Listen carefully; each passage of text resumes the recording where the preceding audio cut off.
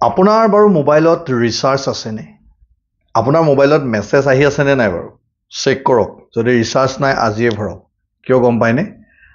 মুখ্যমন্ত্ৰী আত্মনিৰ্ভৰ অসম অভিযান 2.0 যিখিনি আবেদন হৈছিল, সেই আবেদনখিনিৰ ইণ্টাৰভিউ আৰম্ভ হ'ল।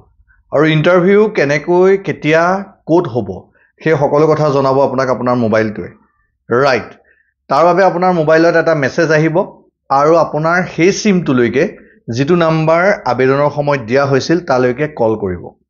কল কৰাৰ পাছত আপুনি মাত্ৰ এদিনহে সময় পাব আৰু সেই দিনটোতে আপুনি আত্মনিৰ্ভৰ অসম অভিযান ৱেবছাইটৰ পৰা আপোনাৰ এডমিটখন ডাউনলোড কৰিব লাগিব।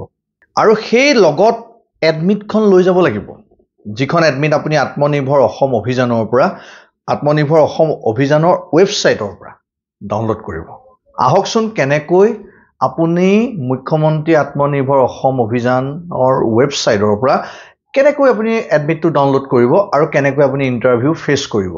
তাৰ আগতে চাই লওক, মোৰ বেক ছাইডত থকাৰ দৰে এখন এডমিট আপোনাৰ আহিব আৰু সেই এডমিটখন লৈ লগতে আৰু ডকুমেণ্টছখিনি লৈ লগতে প্ৰজেক্ট ৰিপৰ্টটো লৈ যাব লাগিব আপুনি যি ঠাইত আপোনাৰ এডমিটত নাম আহিছে সেই ঠাইত ইণ্টাৰভিউৰ বাবে। এইটো হ'ব ফাৰ্ষ্ট ইণ্টাৰভিউ। ইয়াৰ পিছত আৰু এটা ইণ্টাৰভিউ হ'ব। সকলোৱে গম পালে?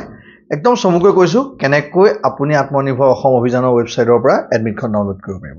মোৰ ডেছক্ৰিপশ্যন লিংকতো দিয়া আছে ৱেবছাইটৰ যিটো এড্ৰেছ, নাইবা CM টিপুলে আপুনি গুগলত চাৰ্চ কৰিলে হ'ব। তাৰপিছত আপোনাৰ যিটো মোবাইল নাম্বাৰ দি পেলাই আপুনি ৰেজিষ্ট্ৰেশ্যন কৰিছিলে সেই মোবাইল নাম্বাৰটো আপুনি টাইপ কৰি দিব আৰু লগইন ফৰ OTPত চুজ কৰিব আৰু কেপচা এই সংখ্যাকেইটা ভৰাই দিব।